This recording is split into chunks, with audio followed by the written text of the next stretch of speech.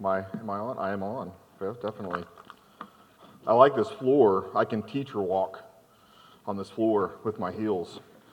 You know, you get that walking up and down hallways in a in a classroom, and you get that teacher walk, and every kid can hear you coming. They scatter as you're going. So, when I was asked to teach in this number of months ago, last year, and I wasn't entirely sure why I was asked. I that was really the first question I asked. Why me?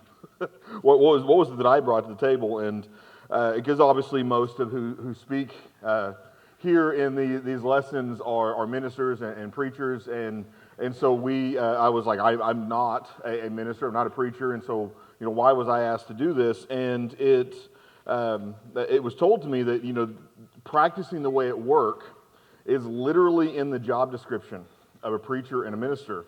So it doesn't really bring a lot to bear for them whenever they are doing that as to working outside in the world, working outside the church building. So they thought, well, maybe somebody who has a little bit different perspective. And I still had the question of why me, but we kind of went from there. So I appreciate the introduction. I appreciate everybody being here. I hope you're enjoying your time already. Got to hear some wonderful lessons last night and wonderful singing and already wonderful lessons today. I've already made some notes on my class today based on things that I've already heard, so that I want to interject. But just a little bit about, again, introduction from me, which I appreciate that introduction. As he said, my wife and I and our daughter worship at the Eastside Church of Christ in Midwest City, and have been there now since about early 2013. I am recently installed elder, and then when I say that, it was in November, so I'm still very new to the role of moving into that. But my wife and I both come from Shawnee area, just down the road of Oklahoma City, and kind of funny, if you live in Shawnee, you spend a lot of time saying, I'll never live in Midwest City, because that's the first place you hit when you get to the city, and that's where we've lived now since 2004. So, but we both come from the Shawnee. I'm from Shawnee. She's from Dale, just down the road. We both went to Oklahoma Christian, graduated there, and I started my career in education.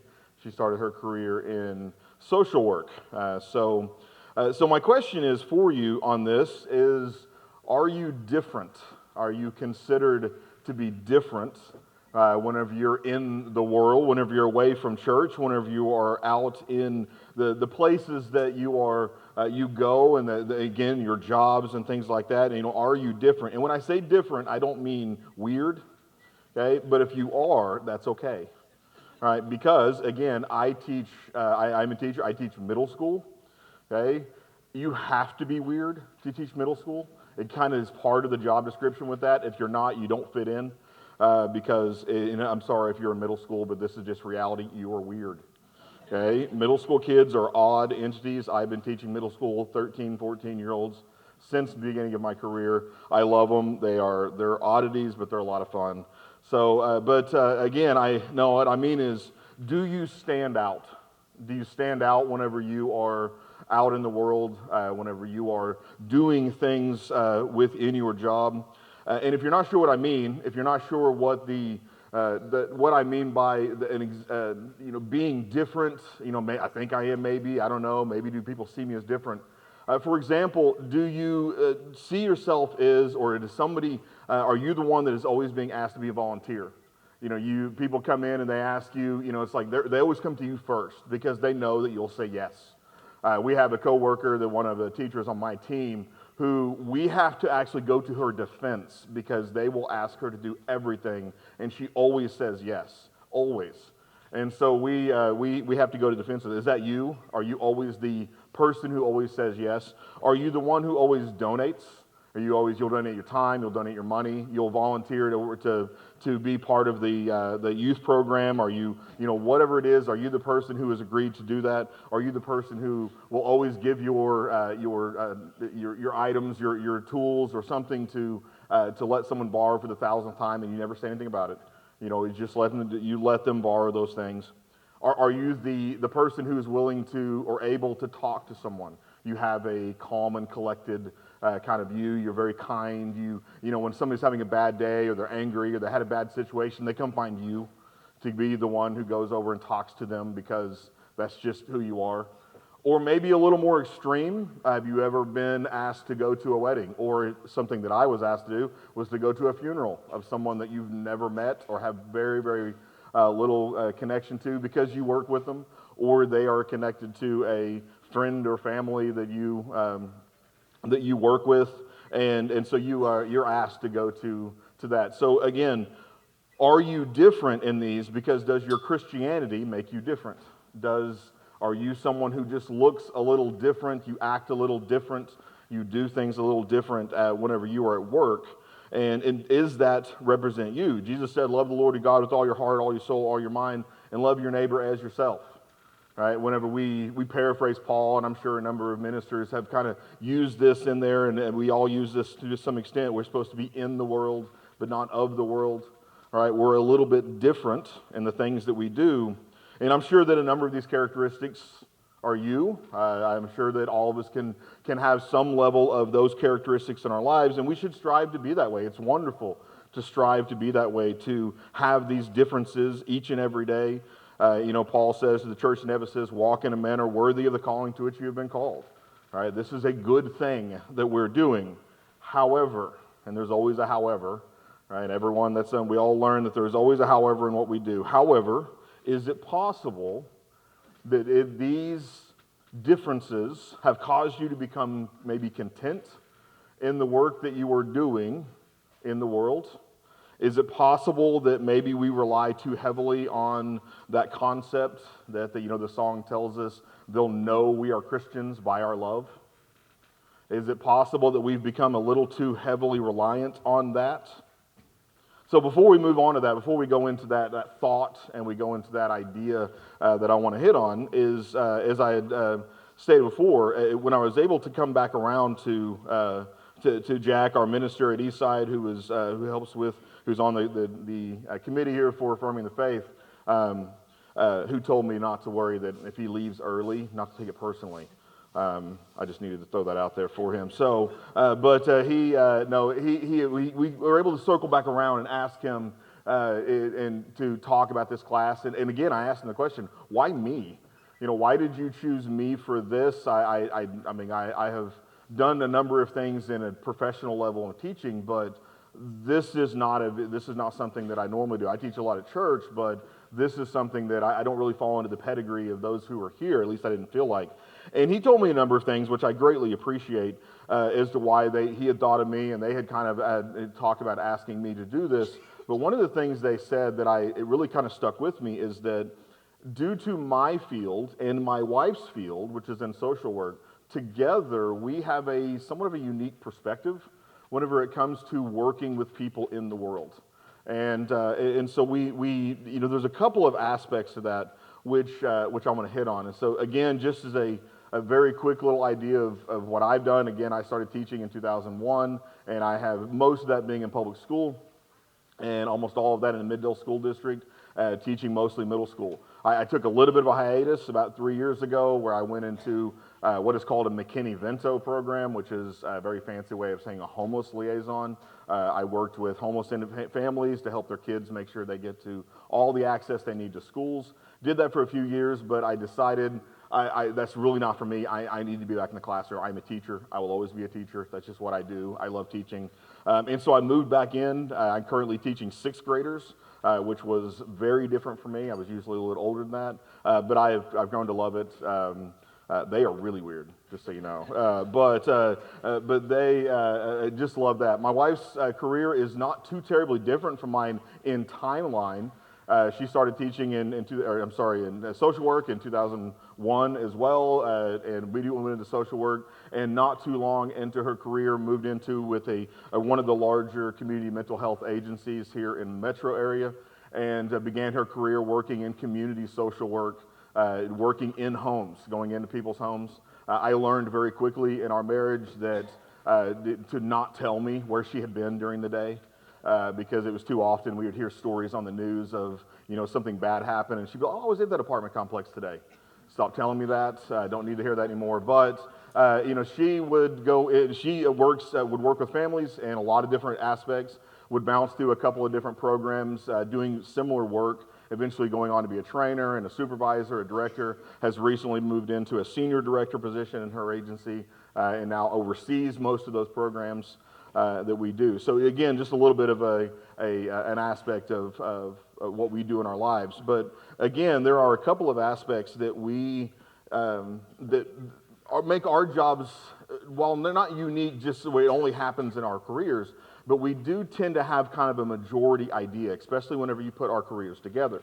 And these two aspects are this. Number one, we tend to work in fields that have a very, it's a lack of putting it a better way, a very left-leaning majority of people. Now, again, this is not a political class. We're not going into that at all. But I think you get the understanding of where I'm going with that.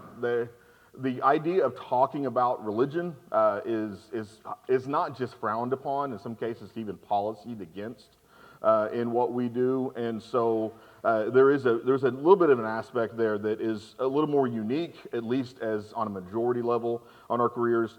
And then second one, and this may not seem to connect well with what I just said, but the second one is that we both work in fields which are absolutely full of some of the most kind, gracious, loving individuals you will ever meet. They really are. Between teachers and social workers, there are a lot of people who go through a lot of struggle in their lives, in their careers, and they do it 100% out of love. And I know there are other careers out there that have that, absolutely, but between the two of us, with our fields kind of working together, we tend to have kind of a majority idea on this. And because sometimes I feel that as Christians, sometimes I think we feel like that we are the only ones who really understand what love is, that no one else really understands. Everybody else is just kind of pretending that we're the only ones who really understand that. And I do believe there's a truth in that. I think that is true, but I think there's untruth in that as well, because I have seen unbelievers, I've seen non-Christians who are capable and often do amazingly wonderful things for their fellow man. I've seen that, and sometimes I see it every day. Some of you do, some of you in the jobs that you work in. But on the other hand, I also understand, and this is an absolute truth, that I also know that we are the ones who understand God's love. We understand God's love. We understand that this is a love that passes all understanding. This is a love that it lasts forever, will never end, it never disappears, a perfect love, an eternal love. And so there is definitely a difference there. If you, very quickly, if you just a quick passage, 1 Corinthians 13, starting in verse 4, love is patient and kind. Love does not envy or boast. It is not arrogant or rude. It does not insist on its way. It is not irritable, resentful. It does not rejoice at wrongdoing or rejoice with the truth. Love bears all things, believes all things, hopes all things, endures all things. So it's an amazing list of characteristics. It's an amazing list of things about love. And if everyone followed that list, the world would be a lot better place. I think we can all agree with that. But it is, again, I have seen patience and I have seen kindness in unbelievers.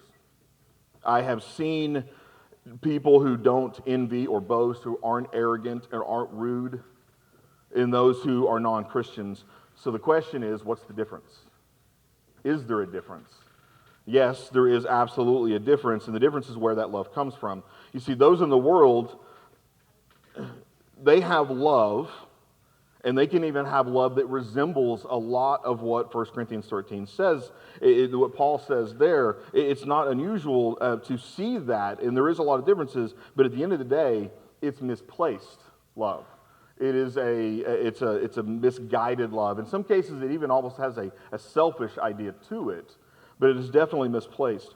As I said, as I was announced earlier, I teach social studies, most of that being American history, but I've done geographies and I've done pretty much all the histories at this point.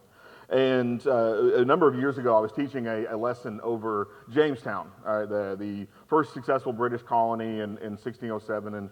And as I was teaching this to my students, if you don't know much about Jamestown, a few years into the colony's existence, they went through some pretty rough winters, and one of them becomes known as the starving time.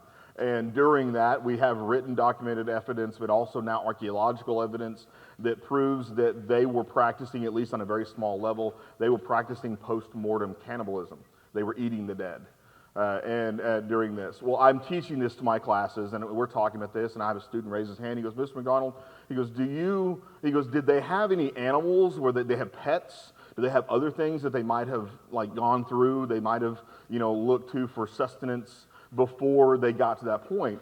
And before I even got the answer, another girl raises her hand, and I look at her, and she says, dogs? And I was like, and she goes, what do you mean dogs? They ate dogs? Didn't say anything about any other animals, just dogs. And I said, well, yeah. I go, if they had these animals, you're going to look for sustenance wherever you can find it.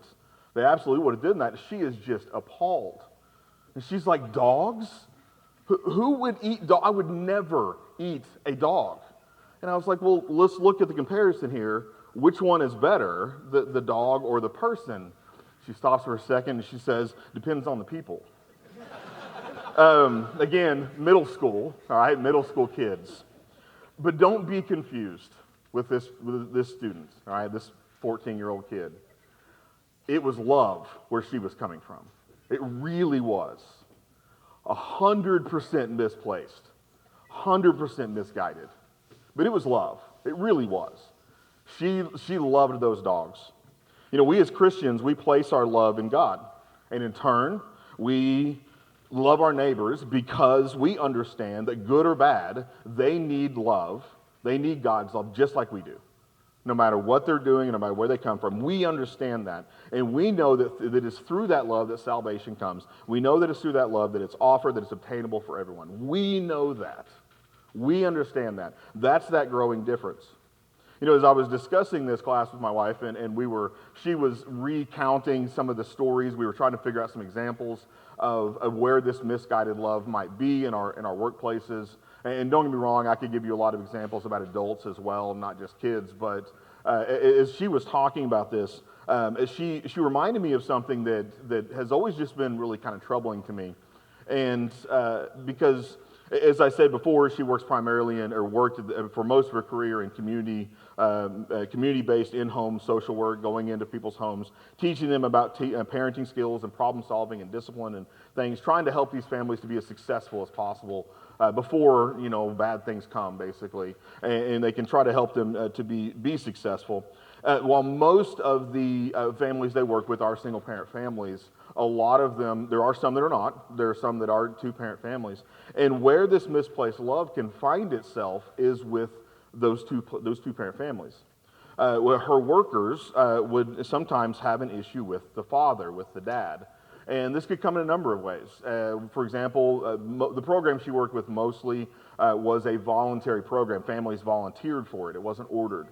And so they would go to different fairs and community agency resource fairs and agencies, and they would try to get families to come in, and they would try to get them to sign up for the program. And sometimes you would get a mom who would come through with her kids, and they would get them to sign up, and they would be like, do you think this is a program you want to be part of? And she was like, well, I love it, but I got to go home and ask my husband before we can sign up for this.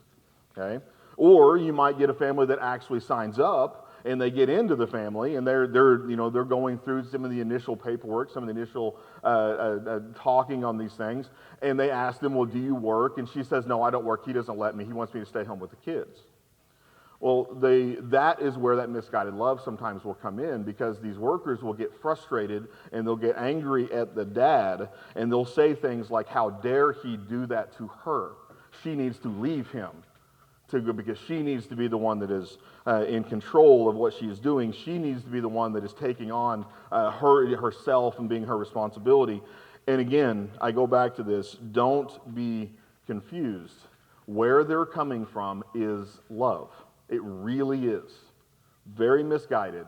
But it is out of love, because they're not trying to destroy a life or they're trying to destroy a relationship. They truly believe that they are looking to help that mother and her children. They really do believe that.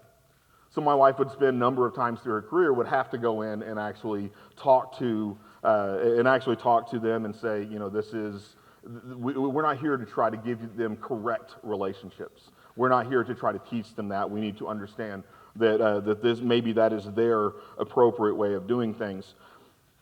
Again, we as Christians, we see that. We see that as misplaced. We see that as something that's like, why would you think that way? But this is where the real question is. Does the world see it that way? Do they see that the same way we see that? And what I mean is, and let's go back to when I asked you at the beginning, or are you different? When you go out in the world, when you go to work, and you go and you do those deeds, and you do those kind things, and you talk to these people, and you're doing things that just make people realize you're a little different, right? Do they actually see it that way? A number of years ago, I had a few colleagues that they would always go out and they would act like that, or they would talk about that they would mention the fact that they didn't like using bad language around me because I didn't. And that always made them feel bad. They would tell other teachers that, I let slip this word the other day and I felt so bad, I apologize. And they would go around and tell people that. And I was always very proud of that. I was like, I appreciate that they acknowledge that of me. They notice that of me. And I was always very excited about that. And again, they recognize something different in me.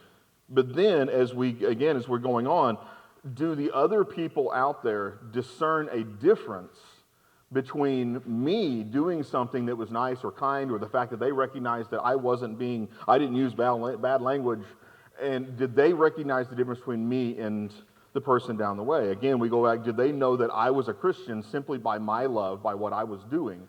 Because I started to realize something. At no point in all of that time where they talked about that they didn't like using bad language around me, did I ever tell them why I didn't do it. At no point. Now, they knew I went to church. They knew I didn't appreciate it. They knew I didn't do it. It wasn't appropriate to me. But did I ever actually tell them why? Because it was something hit me, and it hit me like a wall. I don't know, but maybe they had that same comment for another teacher down the hall who also didn't use bad language, and they used the same comment with them, but they weren't a believer. So did they recognize me as being different from the person down the hall who was not a believer? That was where it really kind of hit me, and I started to realize that there needed to be a difference in what I was doing. I can't just be different. I had to actually do something about it. Mark 1 and verse 14 and 15 says, Jesus came into Galilee proclaiming the gospel of God and saying, the time is fulfilled, the kingdom of God is at hand, repent and believe in the gospel.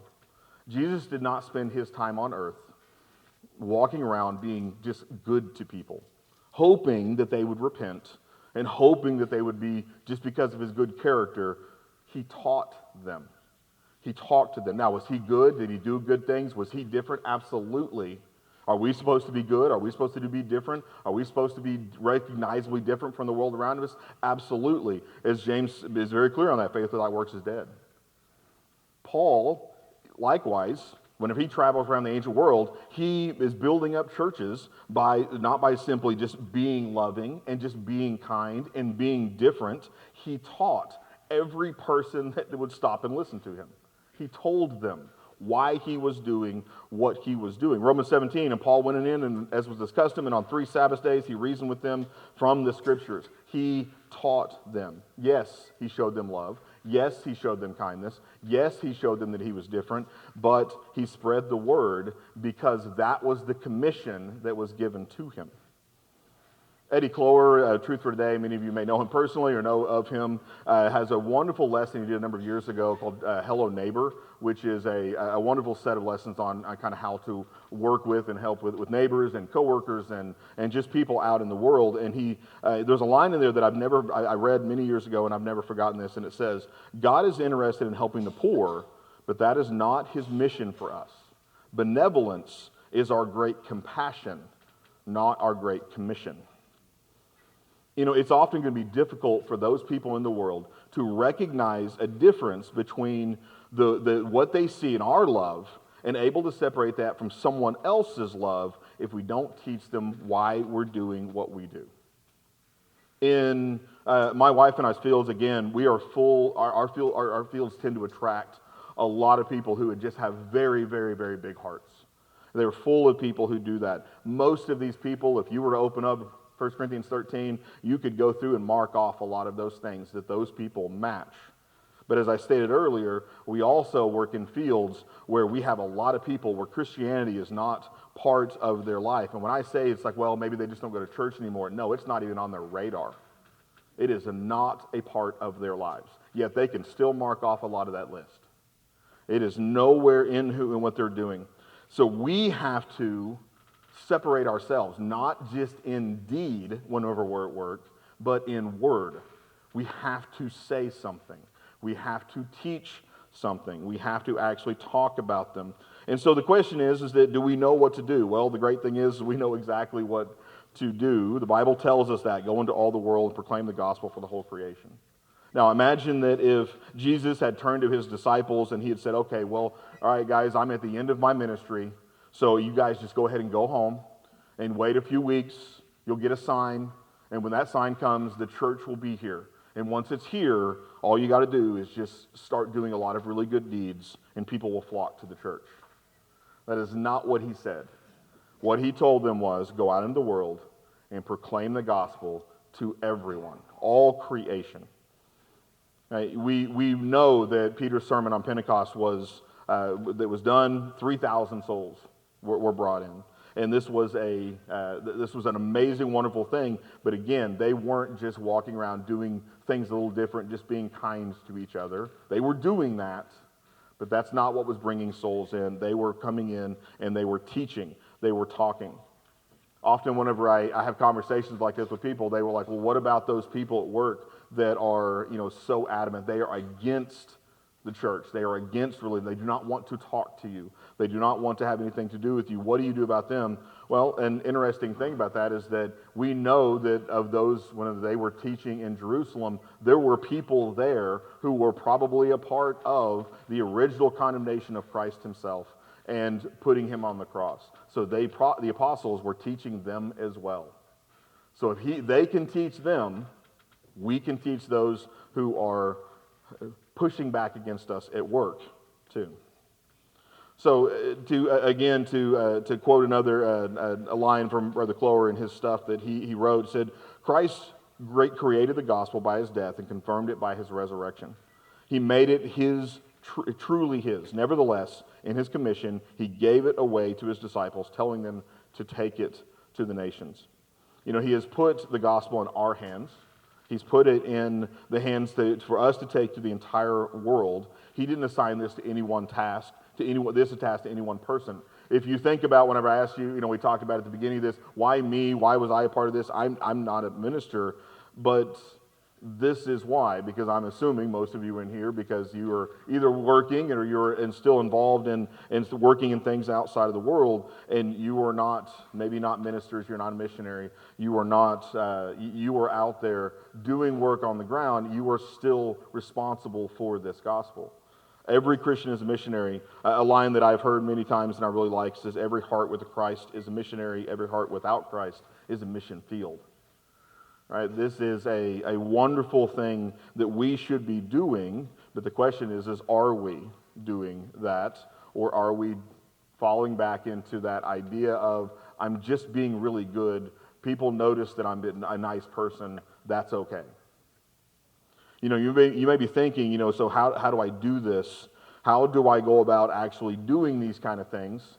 And if you were here for this class hoping you're going to find how can I be better at work, unfortunately, I don't have a good answer for you on that, because unfortunately everybody is different. Everybody's job is different. Every situation you're in is different. Everything you do is different in the way you work, the way you work with things. You may work in a place where there are limitations, where you're allowed to what you're allowed to talk about, what you're allowed to say. Maybe you work in a place that doesn't. There really isn't a limitation. You can kind of talk to whoever you want about anything you want. You don't really have anybody around you that really has an issue with what you talk about. And so to me, I see that as just open gates. Start talking. All right? But if you are in one of those places where you are somewhat limited, it can be difficult to be able to find ways to be able to do this. And so, the important thing about the commission is not the method in which it's done. It is the fact that you are just going out and doing it. That you're picking up your gospel and you are taking it in hand and you are going. However, I will say this, that over the last few months as I've been looking into this class, I have been kind of listening to people as they've come up with some ideas and things that that they use when they're at work, and things that they talk about, and some very wonderfully. Some people are very good at this. Some of us are not. As was said this morning, I have definitely I know this does not sound right. Being a middle school, public school teacher, I am very much an introvert. Right? I am very much an introvert. That may sound counterintuitive, but it is not. I am very much an introvert, so I don't do well with this. Part of the reason that I enjoy teaching this class is because I don't do well with this. I'm very good at standing in front of a group of people. I can talk like this all day long. It doesn't faze me a bit. But if you put me your hand toe to toe with somebody and just to talk about something more personal, I freeze up. And so I always enjoy whenever I can find things that I can talk about with people, or ways to talk about with people. And so, for example, a few things that I've heard, one of them, and I like this one, they just call it the slow play, is that you were constantly interjecting, and it's putting God in your vocabulary. I really like that line. Putting God in your vocabulary every single time you have a conversation, because every time you talk to somebody, if you just keep slipping that in over and over and over again, not only do they know now, if you didn't know before, you go to church, but it's not just you go to church. Right? Where we live here, even though we are losing a lot in our society, we still have a lot of people here who still go to church and a part of church, even at work with you. But there's a difference. We all know there's a difference between just going to church and living the life. And if you interject God into your vocabulary all the time, they know you don't just go to church, you live the life. There's a very big difference in that. And one of this was said I think it was just this last week, and I really thought it was funny, and I really enjoyed it. It said Mondays are the absolute best days of work. Right? You don't hear that very often.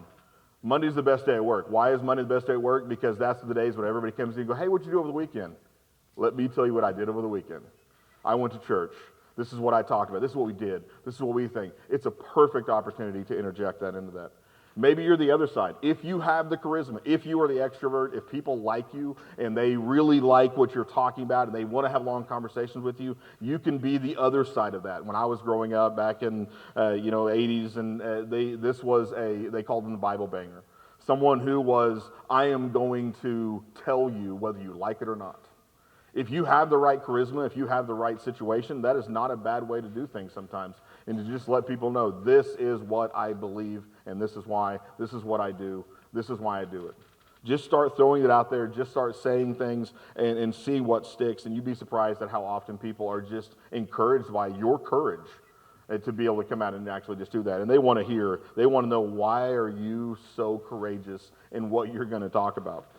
You might go more in maybe the casual invites. I was talking to somebody not too long ago, and they had a really clever way. They said they had some coworkers that they wanted to invite to lunch on a Sunday. They wanted to invite them to church, and so they decided they were going to invite their family to church on a Sunday. And so when they invited them, they're like, yeah, sure, I'd love to go. We can all go to lunch. And they said, but you know what? The restaurant is like 2 buildings down from our church. So how about this? Why don't you come to church with us, and then you can go there. Do the casual invite. See if it's something that sticks. See if there's something in there. Just throw those things out there. Or you can do me, and again, this is more of the method that I used, the idea that I did. I did this just actually this last week. We have a Friends and Family Day coming up in our church, and so we have some more flyers. And so I have a team. There's 5 of us on the team, and so I brought 4 flyers. We walked into our team meeting on Wednesday, and I passed them out and said, hey, guess what? You guys are all invited to church. All right, here's the thing about that, though. When I passed it out, and I have a wonderful team, and they were all like, oh yeah, that's wonderful. Yeah, they are not the type that are going to throw anything back at me.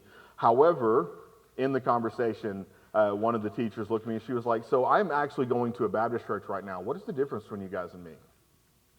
I had no idea that was going to happen. Never in a million years would I have thought that conversation would have taken place between me and her. And it wasn't very long, but 4 or 5 minutes. And when we're sitting there talking, and I glanced at the other 3 teachers, and all 3 of them are sitting there listening to us having our conversation. It was nothing more than I gave them a flyer. All right? The difference here is that all 5 of the teachers on my team are wonderfully hearted people who do wonderful things every day. I watch these teachers go toe-to-toe with a 12-year-old. And just, right here is that child is saying things that I could not repeat in this room. I couldn't repeat anywhere. Right? Yet that teacher, with love in their eyes, when they're done, talks them down, puts their arm around their shoulder, walks them back into their classroom, and acts like it never happened. All right? There's a lot of people in this world, and there's many people in our churches that couldn't do that. And so I have to make a difference. I have to show them there is a difference, because I can do that too. I've been doing that a long time. But I have to show them there is a difference between just being kind and that there is a long-term, long-lasting love. That there's a reason I'm doing it is because I see that child not as just someone that I want to help today, or not somebody that I want to be the teacher who's their best hope today. I want to tell them that there is something that they can look forward to for the rest of eternity. That's the difference in what it is, that why I'm doing what I'm doing. And I need to make sure they understand that they know that. You know, as I mentioned earlier, we have fields that are, we have policies. I mean, I'm a teacher. I'm a public school educator. There are laws against some of the things that I'm not allowed to talk about in class. Not to get into whatever is coming out of the State Department at the moment, but the idea though is that we are limited as to what we can do. Companies will have policies on things you can put on your walls, things you can put out, things you can say to people, things you can, get in trouble for and stuff like that. So that does not mean that we just sit back and be like, well, my company just doesn't let me. No, this is where you get creative. I'm lucky enough to be a social studies teacher, which means that Bible and religion is pretty much it's all up in what we do. All right, I get to talk about it all the time. Now, I'm not allowed to teach doctrine. I can't tell them what I think is right and wrong, but you better bet that I find ways to creatively find ways to be able to direct conversations. And when I hear something over here that is just wrong, I'm definitely correcting that one. I had a student a number of years ago who I chimed in halfway through a conversation they were having, and all I heard, because what I heard the kid said was, well, I kind of like the Bible. It's a pretty good self-help book. So I chimed in on that one real quick. And I was like, whoa, hold on, and we had a nice, long conversation. The whole class did, because I'm big on, hey, let's have the whole class. I can bring everybody in. I got a classroom full of kids. They're stuck in there. All right, state law says they got to be there. All right, so I have a nice conversation with them now about how religion is not just a self-help. It's not a place to go to make you feel good about yourself. It's a life. And this student actually came to me later and was saying about how they never realized that it is a life, and that explained a lot about how their aunt acted. I have no idea what their aunt did. I didn't try to defend the aunt at all. I don't know what the aunt was doing, but it made more sense to them now because they understand it's not just a book. It's not just something you do on Sunday. It's a life. And that is a difference that we can show. You got to be a little creative on that. The biggest thing here and the biggest takeaway that I hope you will get from this is that we cannot be scared. We can't. All right? We have to be willing to sacrifice. We have to. And sometimes that can be very scary, especially whenever you're talking about work. I mean, it's our livelihoods. But we have to learn to be sacrificed. Doesn't mean you can't be wise. Doesn't mean that you can't find ways to be able to do things appropriately, but we have to sacrifice.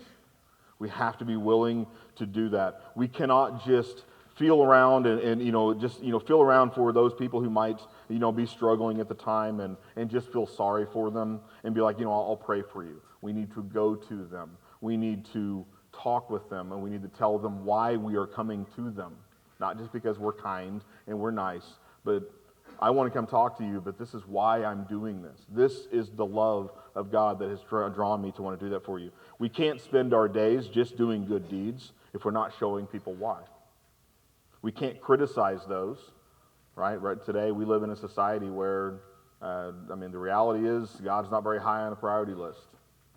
Right? We cannot sit around criticizing them. We need to show them what we should be, what God actually means. My wife and I both have talked about in the past that sometimes we have told people in our careers that we're Christians, and to be honest, it shocked them. And it's not because they were shocked that we were Christians, but because it threw their worldview on top of its head. Because again, we live in a society today where Christianity has often been confused with doing the bad things, not the good things. The days of, the nice person over there, they must be a Christian. The reality is that's kind of going away, at least in our fields it is. That's getting fewer and far between. So we can't criticize those who put us down. We need to educate them on what it is that we do and why we do it and what it means and what true love actually is and what that hope is that we offer or that God can offer and that we can share with them. And then the last part of this piece here is that we spend a lot of time in our churches. We do at ours. I'm sure most of you do. We talk about praying for increase, which is a wonderful thing. We should be praying for increase. We absolutely should be doing that. But we can't just pray for increase. We have to get boots on the ground and we have to go out and we have to find them. Here's the great thing is, if you are working, you're already out there. All right, and you are already out there, and we can actually go out and we can do things to actually guide them into where we are. You know, I read an interesting analogy that said about farmers. It said, the best place to pray for your crops is at the end of a hoe handle. Now, contrary to my name, my last name is McDonald. I am not a farmer, right? But the best place, so I found one that I liked a little better. The best place to pray for to pray for the lost is sitting right next to them. All right, you can't just pray. Praying is important, but you can't just pray. It's like doing good deeds. Good deeds are important. It makes us different, but you can't just stop there. You have to tell them what you're doing. You know, it can be rare for people to just walk in to a church or to just walk up to you at work and just start talking and just be like that. It happens, right? But the reality is, I think most of us agree, that's reasonably rare for people to just walk in and say, tell me the truth. Right? Sometimes it happens, sometimes it doesn't. It means we have to make a conscious decision to go out and actually make these efforts to start trying to change and start trying to do things and start trying to, in this case, go to work and start making these conversations. And the great thing is that Matthew 28:20 gives us all the strength that we need. And behold, I am with you always to the end of the age. You know, contrary to what the world tries to tell us, and unfortunately a growing sentiment even sometimes in churches, is that, you know, the church is kind of dying. The church is not dying. The church is never going to die. The Lord's church is eternal. It is not dying. Right? However, it is definitely becoming more of a struggle for Christians in this country. God, as I said before, God is definitely not very high on the priority list anymore. So it is becoming harder and harder to show people that we are Christians simply by just being loving. We have to talk to them. We have to show them. So we want to show our coworkers that there's a difference between God's undying love and just being kind. And a phrase that I heard just this last week, which I really appreciated, that we need to show there's a difference between pleasing people and pleasing God. So how do we practice the way at work? Well, I hope that this will be something to remember for you. We are called to be good, and we should be. We are called to be different, and we should be. We are called to love, and we should. But we were given only one commission, and that was to go into the world and proclaim the gospel to the whole creation. So I hope that gives you something to be able to mull over, something to think about, maybe a little bit of a thought that you might be able to take back with you. I appreciate your time, and I hope you have a wonderful rest of your time here. Thank you.